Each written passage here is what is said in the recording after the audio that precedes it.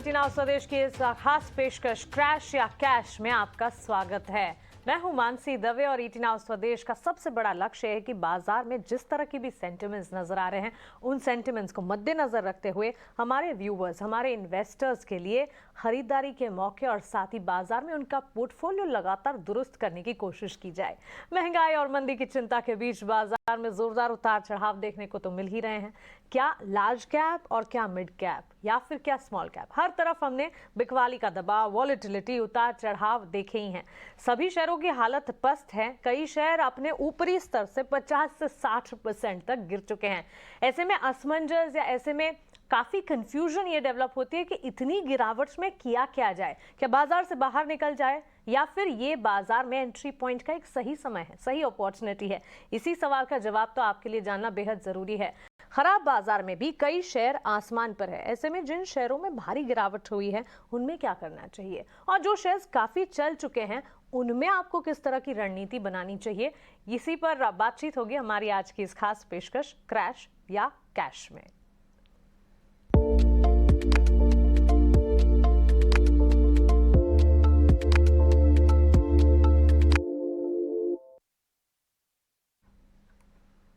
तो चलिए, इस खास पेशकश में हमारे साथ बाजार के दो दिग्गज भी जुड़ने वाले हैं। हिम सिक्योरिटीज की आस्था जैन मेरे साथ जुड़ गई हैं और थोड़ी देर में विवेक कारवा भी हमारे साथ जुड़ जाएंगे। उनसे भी बातचीत होगी और उनसे भी समझने की कोशिश होगी इस वक्त अगर बाजार के सेंटिमेंट्स को समझे। आस्था, स्वागत है आपका इस खास पेशकश में। अपना समय देने के लिए आपका सबसे पहले शुक्रिया। 50% से ज्यादा की गिरावट भी कई शेयर्स में दिख चुकी है। आस्था, ग्लोबल सेंटिमेंट्स पूरे हफ्ते हम देख रहे हैं, हर रोज एक नई न्यूज आ रही है। कहीं ग्लोबल मार्केट में किसी बैंक की धराशायी होने की खबर से भारतीय बाजार पर उसका असर तो पड़ रहा है, लेकिन रीअलाइनमेंट मोड में भी लगातार बाजार आ जाते हैं। सेंटिमेंट्स आपको डोमेस्टिक मार्केट्स के कैसे लग रहे हैं? एक ओवरऑल अप्रोच से शुरुआत कीजिए। आप बताएं कि ग्लोबल सेंटिमेंट्स में जो उठापटक है उससे ज्यादा घबराने की तो जरूरत नहीं है, हमें तो मौके मिलेंगे ना। बिल्कुल। Good afternoon Mansi. मानसी देखिए, सबसे पहले मैं एक फंडामेंटल स्कूल ऑफ थॉट के साथ चलती हूँ और थोड़ा फंडामेंटल पे रोशनी डालती हूँ। मुझे इंडियन मार्केट्स अच्छे लगते हैं, लेकिन अभी नहीं। मैं क्लियरली बोलती हूँ कि मार्च का महीना हो सकता है हमारे लिए इतना अच्छा नहीं जाए, लेकिन ये जो second half of the calendar year 23 है या फिर जो लास्ट क्वार्टर होगा हमारा, ये पूरे फाइनेंशियल ईयर 24 का, जो कि हम मोटा मोटी मानते हैं सितंबर से दिसंबर क्वार्टर, मुझे लगता है तब एक मार्केट्स में यहाँ पे तेजी आनी चाहिए इंडियन मार्केट्स में। इसके पीछे के दो कारण है। देखिए, ग्लोबल मार्केट्स की बात करें तो सबसे पहले डॉलर इंडेक्स है, वो पीक हो चुका है 114 का जो हमने देखा है। मुझे नहीं लगता कि डॉलर अब तेज होगा, और वजह हम खुद भी देख रहे हैं, क्योंकि यूएसए का जो जीडीपी टू डेट रेशियो है, sorry debt to GDP ratio है, वो काफी ज्यादा है, क्योंकि डेट यूएसए में काफी ज्यादा है। और हम सब जानते हैं फंडामेंटली अगर डेट बढ़ता है तो वो इकोनॉमी के लिए अच्छा नहीं होता। तो मुझे नहीं लगता कि उसकी करेंसी अब यहाँ से और ज्यादा बढ़ेगी। दूसरी तरफ आप देखिए, इन्फ्लेशन के जो प्रिंट आ रहे हैं, इन्फ्लेशन बहुत ज्यादा यहाँ से बढ़ नहीं रहा, लेकिन घट भी नहीं रहा। यूएसए की ही इन्फ्लेशन की मैं बात कर रही हूँ, तो इन्फ्लेशन अब इन्हीं दायरों में सिमट जाएगा और ये यहाँ पे स्टिक करेगा। इसका एक फंडामेंटल कारण भी मैं आपको बताती हूँ। कोविड के टाइम पे जब इतना ज्यादा पैसा सभी इकोनॉमीज झोंक रही थी, सेंट्रल बैंक झोंक रहे थे, तो अभी भी यूएसए के लोगों में वहां पे पैसे हैं उनके पास, तो वो इतनी जल्दी डिमांड कम नहीं होगी और उसकी वजह से इन्फ्लेशन बहुत बड़ी टूटत नहीं दिखाएगा, लेकिन बढ़ेगा भी नहीं अब यहाँ से। तो मुझे लगता है इन्फ्लेशन भी अब स्टिक कर गया है, ये यहीं पे चलता रहेगा, स्टिकी हो जाएगा यूएसए का इन्फ्लेशन। तो वो भी एक मुझे कारण लगता है, क्योंकि अब यूएसए में इन्फ्लेशन बढ़ेगा नहीं तो ब्याज दरें बढ़ेंगी नहीं, तो डॉलर नहीं बढ़ेगा। तो ये सब पॉइंट आउट करते हैं कि जो जब जब डॉलर इंडेक्स पीक हुआ है, तो जो इमर्जिंग मार्केट्स है उसकी तरफ फंड्स ने अपना फ्लो करना चालू किया है। इमर्जिंग मार्केट में इंडिया अभी अट्रैक्टिव डेस्टिनेशन लगता है। हमारी डेमोग्राफिक सॉलिड है, जीडीपी ग्रोथ रेट सॉलिड है। चाइना की मैं बात करूं, चाइना की जीडीपी अभी इतनी ग्रो नहीं करेगी, प्रोडक्टिविटी अच्छी नहीं है। हम देख रहे हैं वो कंटिन्यू, अभी मेटल्स में भी न्यूज आई है कि वो वहां पे भी अपने प्रोडक्शंस को हॉल्ट कर रहे हैं। तो चाइना की जीडीपी इतनी सॉलिड नहीं है, ओल्ड एज पॉपुलेशन है, प्रोडक्टिविटी अच्छी नहीं है। तो इंडिया एक अट्रैक्टिव डेस्टिनेशन बनेगा लॉन्ग टर्म में। तो मुझे इंडियन मार्केट्स पे भरोसा है और लॉन्ग टर्म में मुझे लगता है यहाँ पे पैसा आएगा और इंडियन मार्केट परफॉर्म करेंगे। अब अगर हम टेक्निकल स्कूल ऑफ थॉट की बात करें, तो मुझे लगता है अभी यहाँ से और गिरावट हमें देखने को मिल सकती है, क्योंकि चार्ट्स पे और स्पेशली अगर मैं मंथली चार्ट्स की बात करूं तो यहाँ पे वीकनेस आ रही है, लेकिन ये वीकनेस खरीदारी का मौका है। अभी नहीं, 16,500 या 16,600 के लेवल पे निफ्टी पहुंचता है, तो मुझे लगता है कि वहां पे खरीदारी करनी चाहिए। तो दोनों ही मिक्सचर अगर हम देखें टेक्निकली और फंडामेंटली, तो लॉन्ग टर्म के लिए बाइंग ऑन डिप्स की स्ट्रेटेजी के साथ चला जा सकता है।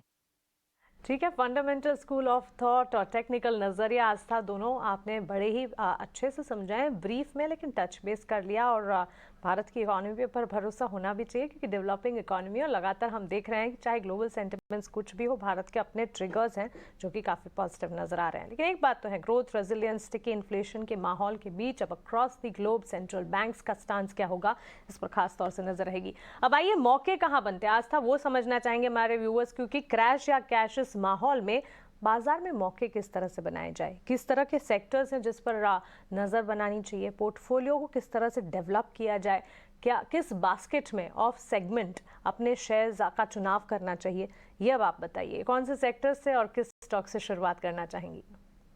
देखिए, सेक्टर्स अच्छे लगते हैं कैपिटल गुड्स। इसका एक ही सबसे बड़ा रीजन है, हमारी सरकार का पूरा फोकस है, बजट में बहुत बड़ा क्वांटम वहां पे दिया गया है, तो वो एक सेक्टर अच्छा परफॉर्म करेगा। और आप ये भी देखिए मानसी, क्या होता है, कुछ सेक्टर एक कुछ सालों तक चलते हैं तो फिर नए सेक्टर्स की बारी आती है। हर बार ऐसा नहीं है कि एक ही सेक्टर चलेगा। तो कैपिटल गुड्स काफी टाइम से चला भी नहीं है, वहां पे मेरी नजर बनी हुई है, वो मुझे अट्रैक्टिव लगता है। दूसरा सेक्टर पसंद आता है इंडस्ट्रियल्स, क्योंकि इंडिया की इकोनॉमी अगर इंफ्रास्ट्रक्चर में गवर्नमेंट यहाँ पे स्पेंडिंग करेगी तो इंडस्ट्रियल जैसे कि सीमेंट हो गया, बिल्डिंग कंस्ट्रक्शन मटेरियल हो गया, इनकी डिमांड बढ़ती रहेगी। तो दूसरा ये सेक्टर पसंद आता है। और तीसरा मुझे लगता है फाइनेंशियल्स यानी कि बैंकिंग सेक्टर। अभी भी यहाँ पे हम देखेंगे, आगे जाते हुए भी आप देखिएगा, मुझे लगता है क्रेडिट ग्रोथ बहुत सॉलिड बनने वाली है बैंक्स में। तो अगर क्रेडिट ग्रोथ दिखती रही तो बैंकिंग सेक्टर भी परफॉर्म करता रहेगा। तो ये 3 सेक्टर्स हाल फिलहाल में मुझे अच्छे लग सकते हैं। हो सकता है आने वाले समय में कोई नए सेक्टर्स भी निकल के आए, लेकिन प्रेजेंट माहौल को देख के मुझे लगता है कैपिटल गुड्स, इंडस्ट्रियल और बैंकिंग, ये 3 सेक्टर पे नजर बनानी चाहिए। कैपिटल गुड्स में ऑल टाइम फेवरेट एल&टी है, और वहां एक सेफ भी है। तो जो लोग यहाँ पे रिस्क नहीं ले सकते वो एल&टी में बिल्कुल निश्चिंत होकर बैठ जाए, क्योंकि सबसे बड़ी कंपनी कैपिटल गुड्स स्पेस की है, सबसे बड़ी ऑर्डर बुक इसके पास है, कहीं नहीं जाएगा ये। मे बी मार्केट्स की वॉलेटिलिटी में थोड़ा बहुत ऊपर नीचे होगा, बट लॉन्ग टर्म में मुझे लगता है बढ़िया स्टॉक रहेगा। तो एल&टी पे कैपिटल गुड्स अच्छा लगता है। फाइनेंशियल्स बैंकिंग में एचडीएफसी बैंक, जो मैंने पहले भी आपके चैनल पे दिया हुआ है, वो okay, top. Without much further ado सीधा स्टॉक स्पेसिफिक फंडामेंटल नजरिया। और हमारे साथ अब विवेक कारवा भी जुड़ गए हैं, उनसे उनका पहला स्टॉक इस कैटेगरी में कौन सा है। विवेक, अभी हम यही डिस्कस कर रहे थे कि बाजार में हम देख रहे हैं, चाहे ग्लोबल सेंटिमेंट हो या डोमेस्टिक सेंटिमेंट हो, एक माहौल तो है, कंसर्न तो पैदा हो रही है, लेकिन ऐसे में सही समय है इनफैक्ट मार्केट में एंट्री लेने का। क्या आप भी इस बात से इत्तेफाक रखते हैं? और इस लिस्ट में, इस खड़ी कड़ी में आपकी तरफ से पहला स्टॉक आपकी तरफ से क्या होगा, बताएं। तो देखिए, वो एक कहावत है ना कि when everybody is fearful be greedy, और yes. When everybody is greedy be fearful. तो अभी एक माहौल ऐसा बना हुआ है जहाँ पे किसी को इन्वेस्ट करने का मतलब मूड ही नहीं है। हमारी ऑफिस में ऐसे साइलेंट एकदम सन्नाटा पड़ा हुआ है कि कोई कॉल ही नहीं कर रहा है, ये हालत होके रखी है।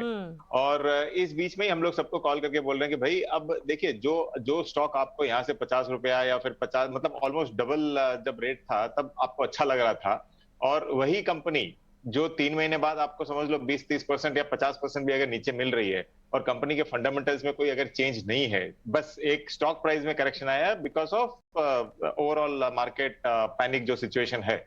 तो अगर फंडामेंटल चेंज नहीं हुआ है, जो आप अगर 100 रुपए में लेने के लिए रेडी थे, अगर वही स्टॉक आपको अगर 50 या 60 रुपए में आज मिलता है तो आप क्यों नहीं लोगे? तो ये कभी भी हमने आज नहीं, बहुत बार देखा है, मतलब 20 साल के करियर में जी। बहुत बार देखा है, जब जब बड़ा करेक्शन आया है तो आपको एक बाइंग का अपॉर्चुनिटी ही ये सेगमेंट दिया है। तो मैं देखिए, अगर सेक्टर वाइज अगर आप देखो तो मुझे भी इंडस्ट्रियल्स बहुत अच्छा लग रहा है। कैपिटल गुड्स में अभी आस्था भी बोल रही थी, जैसे एल&टी है, तो बहुत अच्छा लग रहा है एल&टी। एक करीबन 2700-2800 के टारगेट से आप उस स्टॉक को भी देख सकते हो, क्योंकि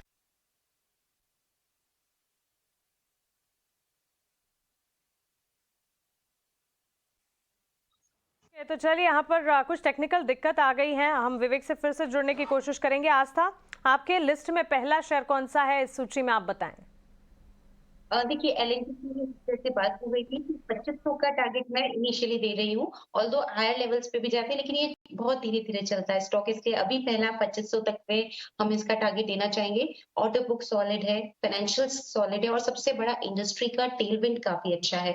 और एक और सेक्टर जो मुझे अभी ऑफ लेट पसंद आने लगा है, वो एक मेटल है, तो उस पे भी मैं चर्चा करूंगी। तो ये सब सेक्टर्स अच्छे हैं, लेकिन पहला स्टॉक रहेगा एल&टी, 2500 का टारगेट में देना चाहूंगी, और खरीदारी करने की सलाह है करंट लेवल्स पे।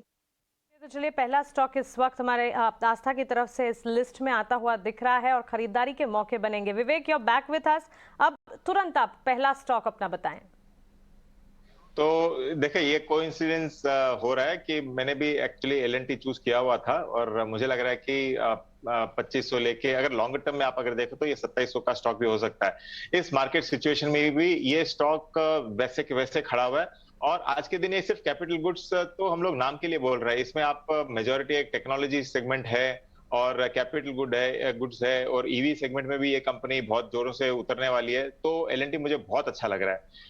और अगर आप दूसरे सेगमेंट की अगर बात करो तो मुझे बैंकिंग बहुत अच्छा लग रहा है। यहाँ पे जितने भी बैंक्स पैनिक करेक्शन हुआ है अडानी के सागा के बाद या फिर एसवीबी फेल, अमेरिका में जो भी बैंकिंग इश्यूज हो रहे हैं उनके बाद जो भी बैंक्स में करेक्शन आया है, मुझे लग रहा है कि आईसीआईसीआई, एचडीएफसी और कोटक बैंक भी बहुत अच्छा लग रहा है। और मुझे लगता है कि आगे चल के अगले अगर आप 1 साल 2 साल के अंदर देखोगे तो ये वैल्यू अनलॉकिंग भी करेगा। तो जो आज दाम चल रहा है 1600 के आजू बाजू, मुझे लगता है कि ये बहुत अच्छा स्टॉक आगे चल के बन सकता है। तो कोटक बैंक मेरा बैंकिंग में टॉप पिक रहेगा आज के दिन। ओके, तो चलिए, इंडस्ट्रियल्स, कैपिटल गुड्स तो सबसे पहले पसंद है ही हमारी एक्सपर्ट्स की, लेकिन विवेक चलिए आपसे ही एक और सेगमेंट की बात करते हैं। डिफेंसेस के तौर पर फार्मा काफी अच्छे चले हैं। ग्लैंड फार्मा, पिरामल फार्मा, ये भी आपकी लिस्ट का हिस्सा है। रैशनल क्विकली बताएं और टारगेट्स आपके शेयर कीजिए। देखिए, फार्मा एक अब तक चले नहीं है। इनफैक्ट आप अगर देखोगे तो फार्मा इंडेक्स पिछले ईयर टू डेट आज अगर देखो तो करीबन 5.5% फार्मा इंडेक्स डाउन है। और फार्मा एक ऐसा सेगमेंट होकर रखा है कि पिछले साल भर में इतना पिटा है, ऑलमोस्ट मैं कहूंगा कि आईसीयू सेगमेंट में पड़ा है फार्मा पूरा का पूरा। तो ये साइकिल कभी भी आता है। थोड़े दिन पहले आईटी की हम लोग ऐसे ही बात कर रहे थे और मुझे लग रहा है कि फार्मा में एक अंडर वैल्यूएशन, बहुत बड़ा अंडर वैल्यूएशन मुझे दिख रहा है। तो आगे चल के हो सकता है, जैसे ग्लैंड फार्मा है करीबन हाई से आप अगर देखो तो 67% का इसमें करेक्शन हुआ है। और आपको अगर किसी के पास है तो 1420 का टारगेट लगा के रखना, सॉरी 1123 का टारगेट लगा के रखना चाहिए। और ये हो सकता है कि ऊपर में 1420 तक आपको जाते हुए दिखे। तो ये मैं नजरिया देख रहा हूँ करीबन 6 महीने से लेके 1 साल। और मुझे लगता है कि आगे चल के जैसे ही फार्मा में रिकवरी आएगी तो यहाँ पे बहुत बड़ा रैली दिख सकता है और फार्मा एक आपको वेल्थ क्रिएट करके दे सकता है आराम से। तो आपको 1 साल का नजरिया रखना पड़ेगा। एक और स्टॉक है पिरामिल। इनफैक्ट ऐसे डिस्क्लोजर मेरे पास भी है और अगर ब्लंटली बोलूं तो मैं भी फंसा हुआ हूँ स्टॉक में। देखिए, स्टॉक डीमर्ज हुआ था, कंपनी के पास करीबन 15 एक मैन्युफैक्चरिंग फैसिलिटीज है सीडीएमओ का, लेकिन जो मार्जिन कॉन्ट्रैक्शन हुआ उस कारण स्टॉक को मतलब करीबन 71% मार्केट ने पीट दिया। और आज भी जैसे ही मैं बात कर रहा हूँ ये करीबन 150 से लेके 67-68 में आज के दिन ट्रेड कर रहा है। तो मुझे लगता है कि ये 90-100 रुपए तक जैसे ही फार्मा में रिकवरी आएगी तब जाएगा। इसका एक आपको बहुत अच्छा सपोर्ट है, ये 68 उसके आजू बाजू ही ट्रेड कर रहा है। तो मुझे लग रहा है कि अगर 65 आप अगर स्टॉप लॉस लगा के इसमें अगर बाइंग करते हो और स्टॉप लॉस नहीं भी लगाओ तो देखिए रिस्की बेट हो सकता है। स्टॉप लॉस नहीं भी लगाओ क्योंकि डाउन साइड मुझे यहाँ से बहुत कम दिख रहा है, लेकिन अपसाइड हो सकता है कि 90 से लेके 100 तक जाए। तो स्टॉक ओवरऑल अच्छा है, लेकिन हाँ फिलहाल तो बहुत बड़ी पिटाई हो रही है इसकी। ओके, तो चलिए, फार्मा स्पेस पर विवेक का नजरिया और इन स्तरों पर भी अगर आप देखें तो रैशनल क्या इन स्टॉक्स के पीछे वो भी उन्होंने हमें बताया।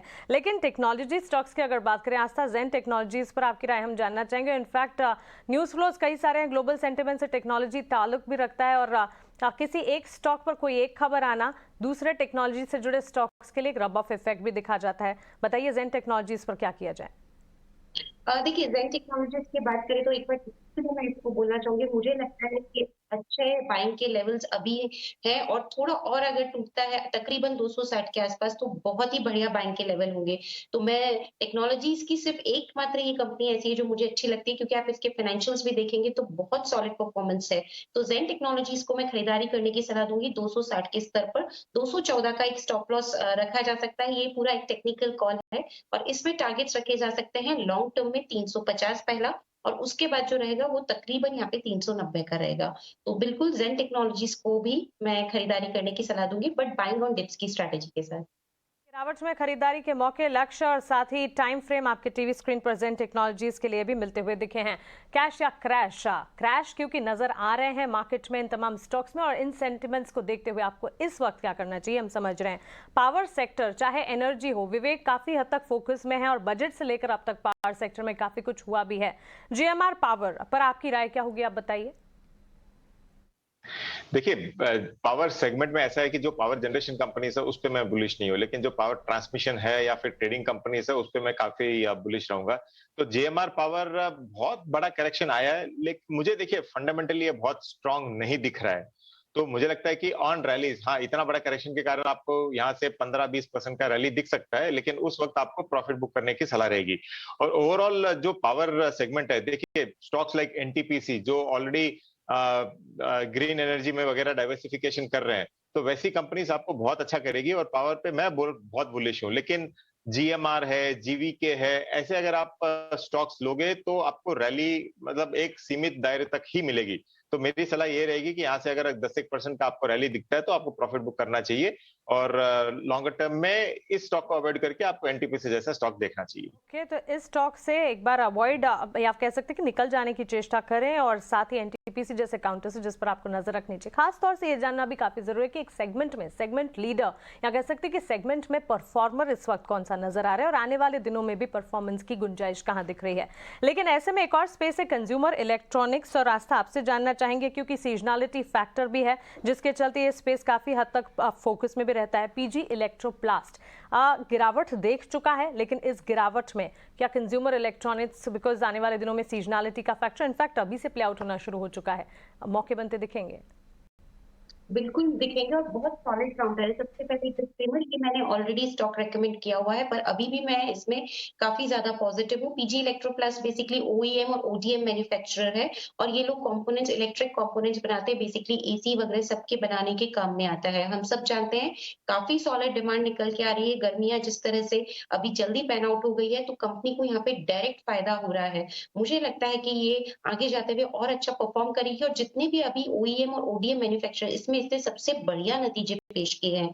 तो पीजी इलेक्ट्रोप्लास्ट मुझे अच्छा लगता है, अभी खरीदे चाहे से, या फिर बाइंग ऑन डिप्स के साथ भी जाया जा सकता है। तकरीबन 1290-1300 के स्तर पर स्टॉप लॉस के तौर पे 1160 का एक लेवल अच्छा लगता है, तो उसे स्टॉप लॉस मान के रखें। 1450 का इनिशियल टारगेट, और उसके बाद 1540-1550 के भी लेवल्स ये काउंटर दिखा सकता है। तो पीजी इलेक्ट्रोप्लास्ट को भी खरीदारी करने की सलाह है। ओके, 1450 के टारगेट्स 6 महीनों यानी कि on A short term basis, लेकिन थोड़ा सा पोजिशनल नजरिया जरूर लगाना होगा। सीजनलिटी फैक्टर, गर्मी की शुरुआत इस वक्त तो जल्दी हो चुकी है, और मौसम विभाग की भी माने तो इस बार की गर्मी तो ज्यादा ही होगी। इसका इम्पैक्ट इलेक्ट्रॉनिकल्स, कंज्यूमर इलेक्ट्रॉनिक्स पर खासतौर से पड़ता दिखेगा।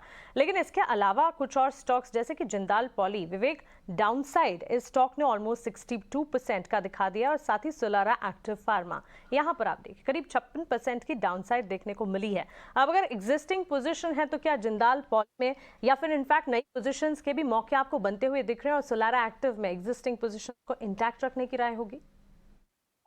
देखिए, इस गिरावट के बाद जिंदाल पॉली मुझे बहुत अट्रैक्टिव वैल्यूएशंस पे दिखता है। और ये कंपनी करती क्या है, ये बेसिकली फिल्म बनाती है, जो जैसे हम लोग ये लेस चिप्स खाएं या फिर समझ लो कुरकुरे खाते हो, तो ये जो भी कवर्स बनता है उसका ये मेजर बिजनेस ये कंपनी करती है।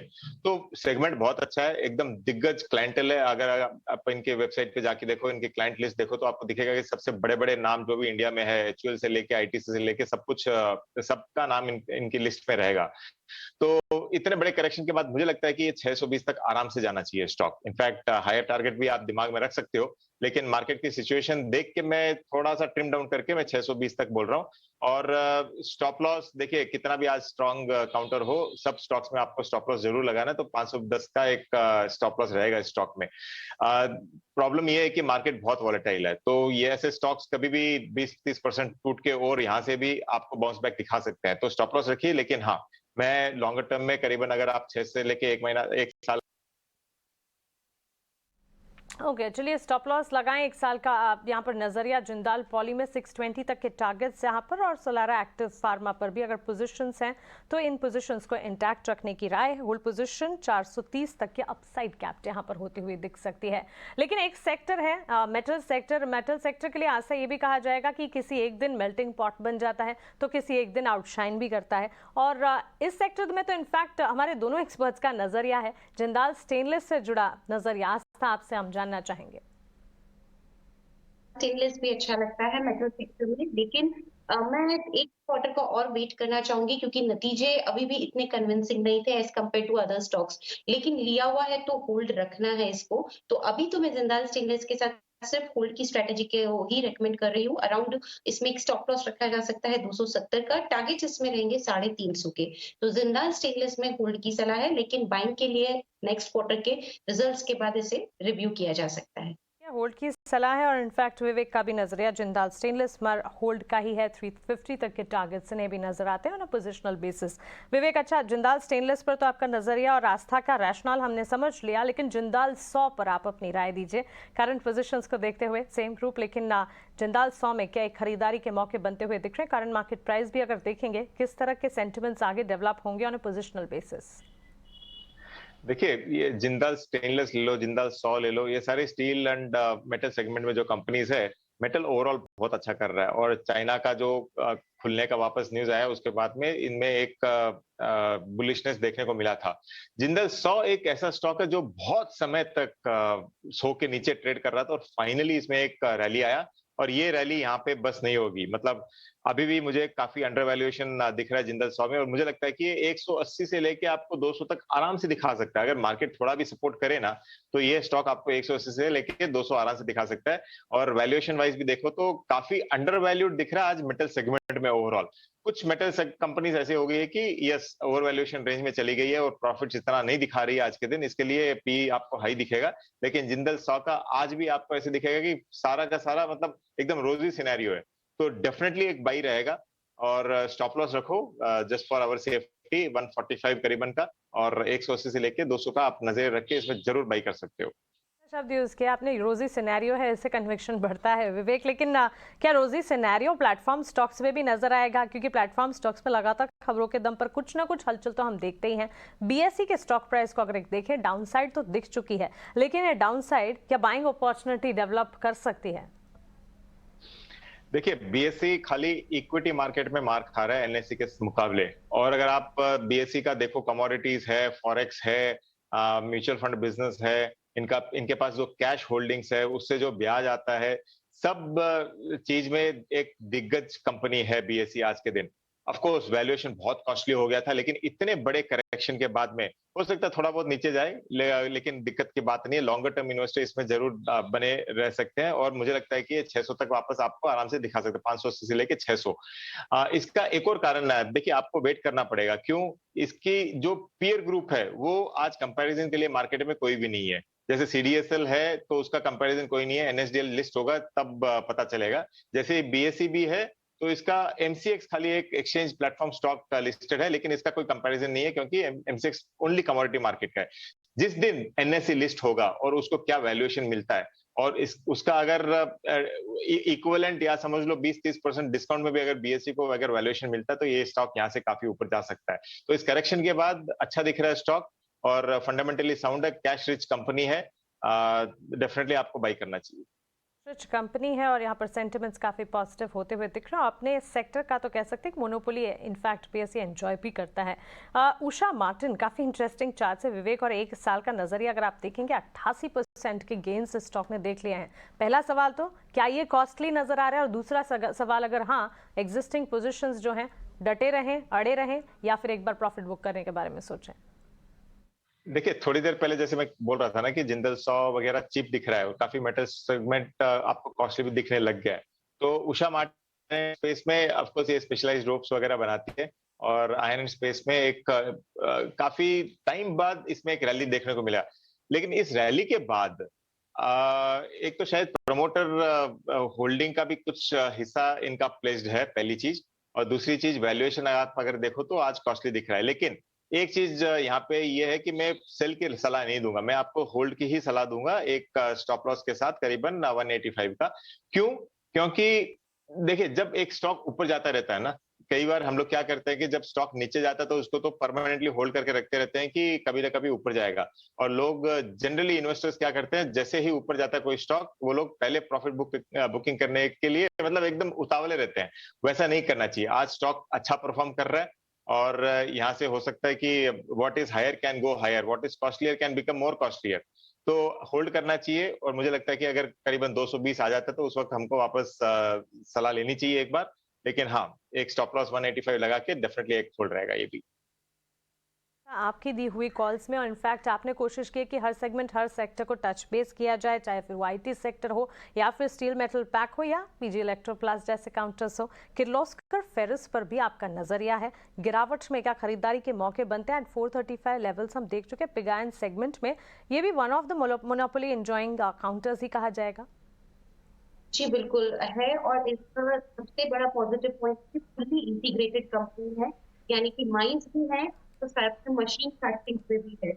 फुली इंटीग्रेटेड कंपनी है, स्ट्रॉन्ग लीडरशिप है, किर्लोस्कर ग्रुप की ये कंपनी है। नतीजे बेहद शानदार थे। मुझे ये कंपनी काफी सॉलिड लगती है क्योंकि पिग आयरन और आयरन कास्टिंग्स में ये कंपनी वर्क करती है, पुरानी कंपनी है। तो यहाँ पे बिल्कुल खरीदारी के मौके हैं बाइंग ऑन डिप्स के साथ, क्योंकि काफी बढ़ गया है। इसलिए बाइंग ऑन डिप्स अगर मिलते हैं 435 के आसपास तो बढ़िया लेवल्स रहेंगे। स्टॉप लॉस 370 का रहेगा। लॉन्ग टर्म टारगेट्स मैं 500 के भी ऊपर के देख रही हूँ, जो कि तकरीबन 540 के आसपास आते हैं। तो किर्लोस्कर फेरिस को भी खरीदारी करने की सलाह है। तो आपकी तैयार हो ही रही है सेगमेंट वाइज, सेक्टर वाइज और स्टॉक स्पेसिफिक अप्रोच। जहां गिरावट है, गिरावट में मौके। जाते जाते विवेक, क्विकली आपसे फर्टिलाइजर सेगमेंट पर फैक्ट्स पर आपका नजरिया जानना चाहूंगी, क्योंकि फर्टिलाइजर स्पेस जो है अच्छा एक्शन दिखा भी रहा है और आने वाले दिनों में जिस तरह से बारिश के अनुमान आते दिखेंगे, फर्टिलाइजर सेक्टर है जिस पर काफी हद तक एक लेवल बेस सुगबुगाहट शुरू हो जाएगी, एक ट्रेंड बिल्ट होता हुआ दिखेगा। फैक्ट स्टॉक में हमने देखा अपसाइड नजर आई है, क्या यहां से खरीदारी के मौके या फिर पोजीशन से उसे इंटैक्ट रखा जाए? क्विकली बताइएगा। तो आज ऐसे होकर है कि मार्केट को तो प्रेडिक्ट कर भी ले, बारिश को नहीं प्रेडिक्ट कर सकते, ये चक्कर होकर रखा है। लेकिन हाँ, फैक्ट देखिए, फर्टिलाइजर स्टॉक्स पे मैं बुलिश रहता हूँ हर बजट के पहले, और ये ओवरऑल मार्केट का सिचुएशन यही है। सारे के सारे सब बुलिश रहते हैं मार्केट के पहले, मतलब बजट के पहले। तो आपको इस रनअप के बाद और एक करेक्शन भी देखने को मिला है फैक्ट में। मुझे लगता है कि ये आपको करीबन 260 तक दिखा सकता है और स्टॉप लॉस आपको 205 रखना चाहिए। देखिए, जैसे जैसे बारिश का सीजन आएगा, अब बात भी हो रही है कि एल नीनो है, तो ये एक वोलेटाइल काउंटर बन सकता है। अगर बारिश अच्छी आई तो काउंटर बहुत अच्छा करेगा, और एल नीनो फैक्टर होके अगर सूखा पड़ा तो हो सकता है कि दिक्कतें देखने को मिले। तो एक स्ट्रिक्ट स्टॉप लॉस रखो 205 का, और 260 के टारगेट के लिए आप इसको होल्ड कर सकते हो। ओके, तो चलिए, ये सारी की सारी लिस्ट तैयार हो चुकी है और यहाँ से पैसे आपके जो हैं वो बढ़ते हुए नजर आ सकते हैं। पोर्टफोलियो जो है हेल्दी दिख सकता है। इस क्रैश को या बाजार की गिरावट से डरना, परेशान होने के बजाय यहाँ पर एंट्री पॉइंट्स और रिसर्च के लिहाज से जहां हमारे एक्सपर्ट्स उनकी डीप डाइव एनालिसिस कर आपको बताते हैं, आपके लिए काफ़ी आसान हो जाएगा। अगर इन स्टॉक्स में जो उन्होंने रिच थीम वाले कैटेगरी स्टॉक्स बताए हैं, गिरावट में एंट्री लेना बहुत ही ज़्यादा फायदेमंद हो सकता है। तो इन तमाम स्टॉक्स पर खास तौर से नजर रखें। उम्मीद करते हैं आपने भी एक लिस्ट तैयार की होगी और हमारे एक्सपर्ट्स की बातचीत भी आपने सुनी होगी। विवेक आस्था, आपका बहुत शुक्रिया हमारे साथ जुड़ने के लिए, इस खास पेशकश में और अपनी एनालिसिस हमारे साथ शेयर करने के लिए, हमारे व्यूवर्स को, हमारे इन्वेस्टर्स को इतने बढ़िया स्टॉक्स बताने के लिए। कैश या क्रैश, मौका कहाँ है? इस खास सीरीज में फिलहाल इतना ही। मुझे दीजिए इजाजत, लेकिन आप बने रहें 18 स्वदेश के साथ। नमस्कार।